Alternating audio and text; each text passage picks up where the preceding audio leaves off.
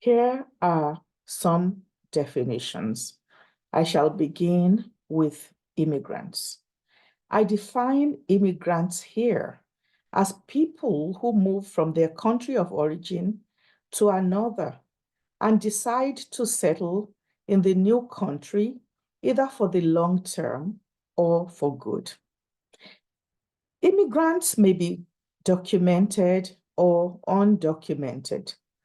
Documented immigrants may have problems arising from their interactions with economic, social, and political systems, including access to employment, problems with underemployment and fair wages, lack of adequate or appropriate benefits, or discrimination in employment.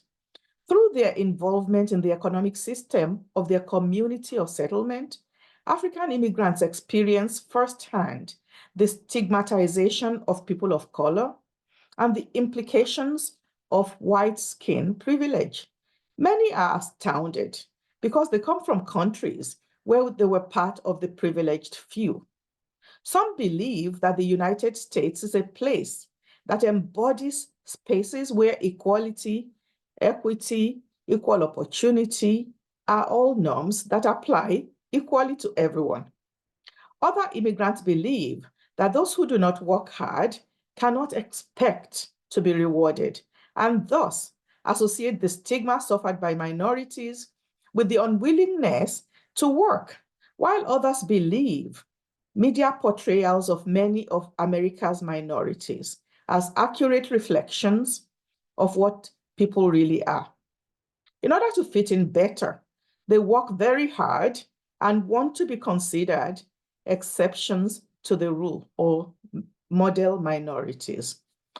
There are also some who claim to be African but not Black. This group is not necessarily limited to the North Africans from Egypt and Morocco, Algeria, Tunisia, and the like. Some Arab Sudanese also claim not to be Black. And white South Africans, Zimbabweans, and Mozambicans or Asian Africans all say that they're not Black. Now, it would be curious that Black Africans themselves often say they're not Black, but they're African. So self-help is found to be a very strong phenomenon in these communities of African immigrants. Now we recognize that microcredit is an essential element of development, but it hasn't always been so.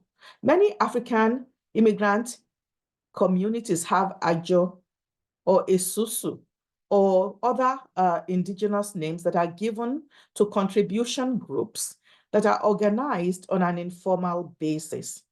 The groups tend to be small. Approximately 5 to 20 people come together. A trusted individual is made the banker.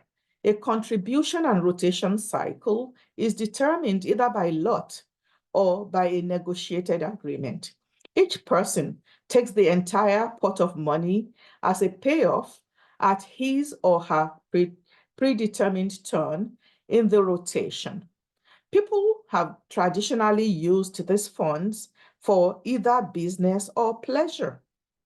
This system is also used as the basis of ensuring that small-scale entrepreneurs have the capital required to establish a business. There's also mutual aid, and mutual aid among African immigrants takes place within the context of informal institutions that operate like an extended family. These institutions are usually mono-ethnic. There is a need for pan-ethnicity and nationality to scale up and build on synergies that could exist to kind of amplify the influence of these mutual aid processes. The groups stand essentially in the place of the extended family. They tend to refer to one another as family.